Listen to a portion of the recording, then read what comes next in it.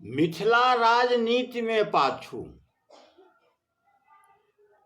एखन तक क्यों तेहन नेता नहीं भेला, आ जे भेला से मिथिला के भाव क नहीं रहला। भेला तो जगन्नाथ मिश्रा जैसे से भेला मिथिला के नेता जगन्नाथ मिश्र बहुत दिन तक रहला मुख्यमंत्री। केला की उर्दू के दोसर भाषा बना देलखिन, जेहने भेने तेहने बिन भेने। औरो कए गोटा भेला, मुदा कोनो राजनीतिक मंच से मिथिलाक पक्ष में नहीं बजला। डर होइ छलनि, भगा नहीं दिया पार्टी से। मिथिला राजनीति में पाछू, ज्ञान बुद्धि बल सब में आगू। मैथिल कखनो एक ने हेता, सब छथि बर के नेता।